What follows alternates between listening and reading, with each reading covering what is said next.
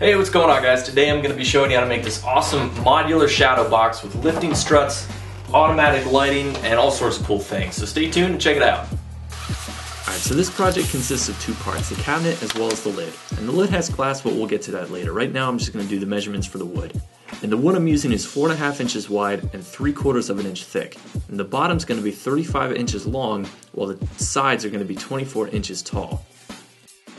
Now the measurements on the lid aren't as important. I like having a little bit of an overhang, so I'm going to make mine 36 inches wide and 25 inches tall. That means I'm going to have half an inch on the sides as well as an inch on the bottom, which will allow me to open the lid by hand and not have to put a handle on it. The top is actually going to be flush, and you'll see how I do that later on.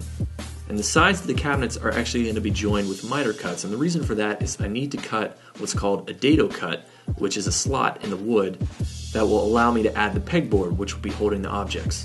And the reason I'm making miter joints is because when you join two or more boards, it'll hide that groove that you cut. Alright, so this is the wood I'm going to be using for the lid.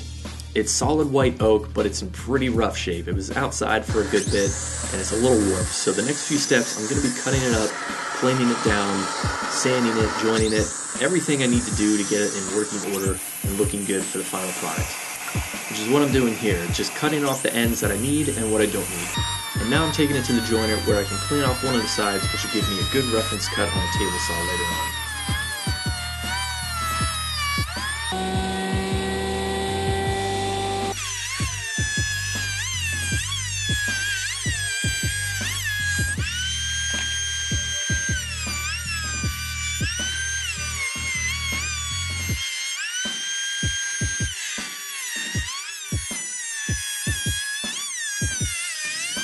The piece on the left is before and the piece on the right is after. So now that I have two sides that are clean and square to each other, I can trim off the other pieces with the table saw. And again, the frame for the lid can be any size you want. I'm making mine 3 inches wide.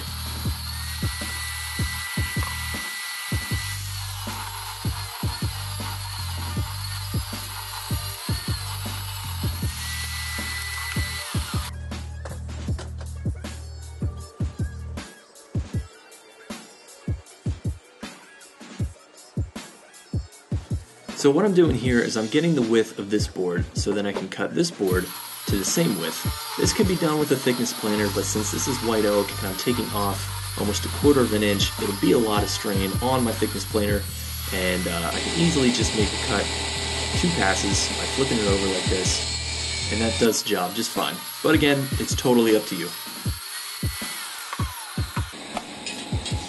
So now I have one piece for the top and one piece for the bottom.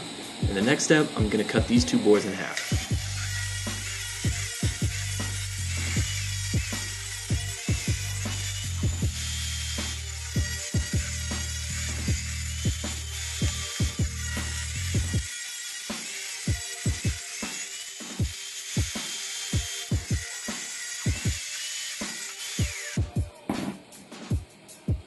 And when you make a cut like this, you have what's called a book matching grain. The grain isn't too prominent on this piece, but it'll do the job. Now I'm going to run it through the thickness planer to try to get out the burn marks left by the blade, as well as just give them all a unified thickness, which can also be done with a lot of sanding, but this saves me a little bit of time. So now that I have my pieces all cut and ready to go, I'm going to measure out what I need and what I don't need. These are going to be joined with miter cuts as well, which will give it a really nice finish. So once I cut those, all I have to do is glue them up.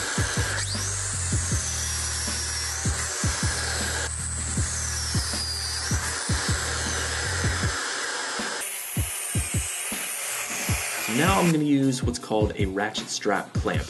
It has a few different names, that's what I call it, but it's a great, very inexpensive way to join really large miter cuts like this. One thing you got to be careful though is you need to elevate it just slightly because the strap is thicker than the wood itself. So let that dry overnight and you should be golden.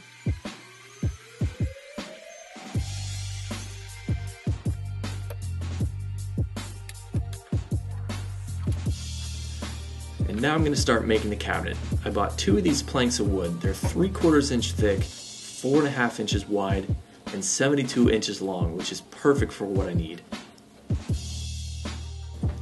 And to get started, I'm going to trim off the end at 45 degrees and then measure over what I need and try to make another cut. Unfortunately, my miter saw limits the amount I can cut, so I have to go back and flip over the boards at another angle and then finish off the cuts. But it's totally worth it.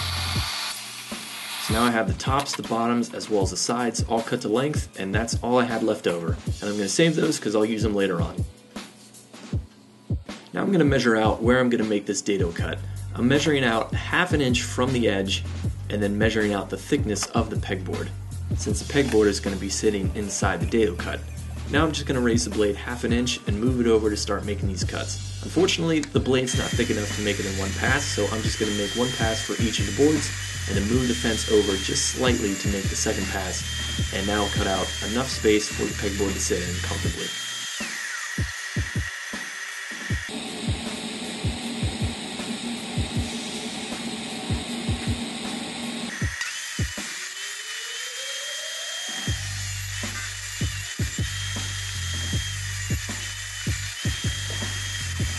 Now I'm going to grab a scrap piece of pegboard to test the fit. If it's too tight, just make another pass. If it's too loose, you can add tiny little shims to keep it in place. It's all good. And to measure out how much pegboard you need, just grab the length of the cut, the interior width as well as the interior height, and then add them together. In my case, I did a 1/2 inch cut, which means I added an inch to the width as well as an inch to the height, and that'll give me what I need to cut. So I'm going to add a piece of tape before I run this through the table saw. That will make sure I don't have any bad tear out. And then all you have to do is cut it to the width and height that you made.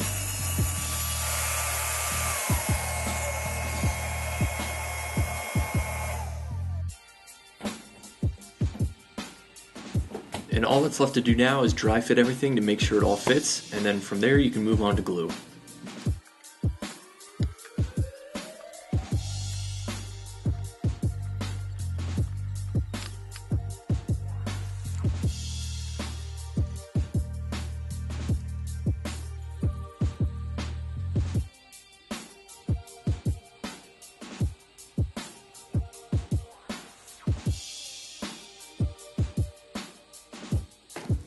Now to bring it all together, I'm going to be using another ratchet clamp. For this, I would definitely recommend two. I only have one, but I also have just an average ratchet clamp, and that works just fine. Just don't over tighten it and ruin the miter corners. Now here I'm just going to measure out where I'd like the hinges to go. These are really simple, straightforward. Measure out what you need, mark the holes, drill them, and then you're good to go.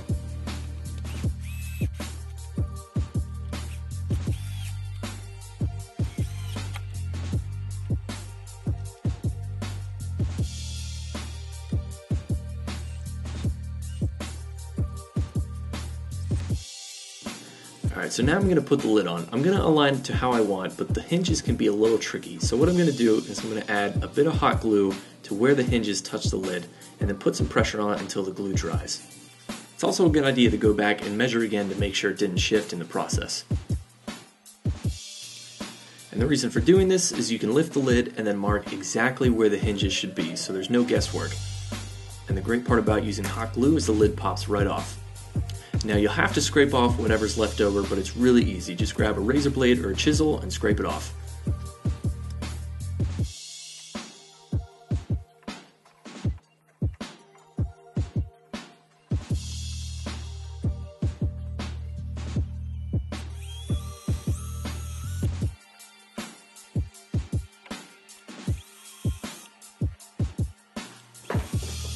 And after pre-drilling the holes, I'm going to grab the scrap pieces left over from earlier, and I'm going to prop the cabinet up on top of them.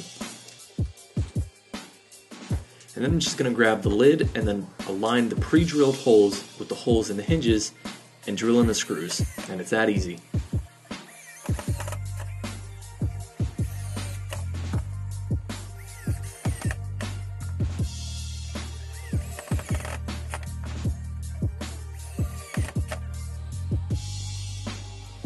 So now that the lid is in working order and ready to go, I'm going to start putting on these cool hydraulic lifts that I found online. I'll have a link in the description for those, and they're really easy to align. Just measure over 8 3/4 of an inch, and that's where the edge of this little piece will go. So just pre-drill the holes and screw it in. And then one side of the lift easily snaps into place. And then just measure 3 inches from the bottom of the lid, and that's where the bottom of this other bracket will go. So pre-drill 2 of the holes to hold it in place, and then screw it in, making sure the bottom of this piece is 3 inches from the bottom of the lid, or technically the top. So just snap both those brackets into place, do that on the other side, and then you'll have hydraulic lifts for your lid, which is really nice.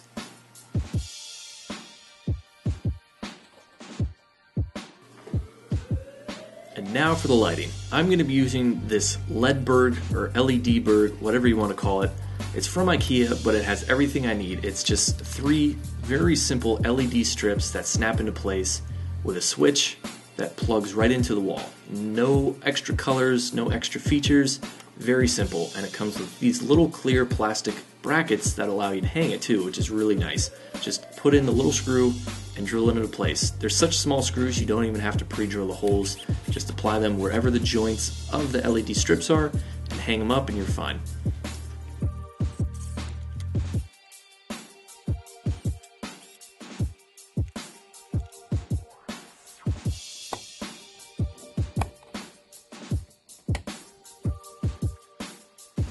So now that the lights are mounted, I'm going to plug them in, make sure they work, everything looks good, they're where I want them to be.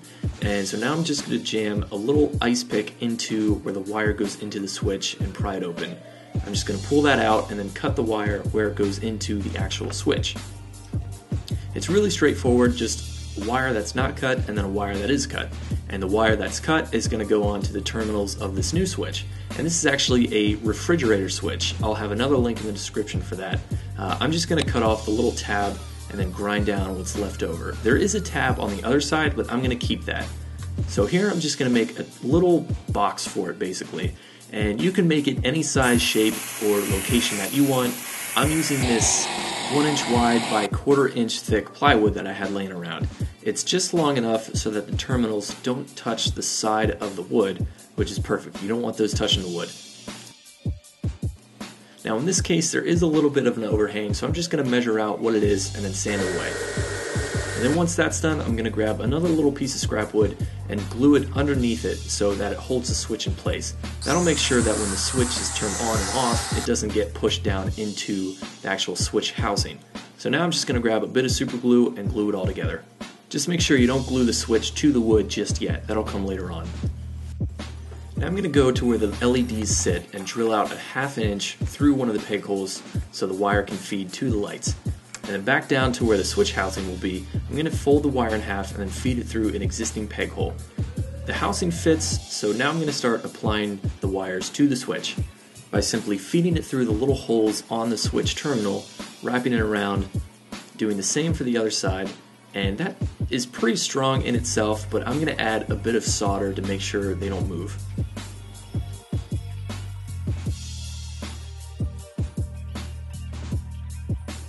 And then once the solder is dried, I'm going to add a little bit of electric tape to finish it off. So now just plug everything back in and make sure it works. And before I permanently attach the switch housing to the cabinet, I'm going to try and fill that little gap. I have this piece of scrap wood and it ended up being just about what I needed. So I glued it into place and that'll be perfect for what I need.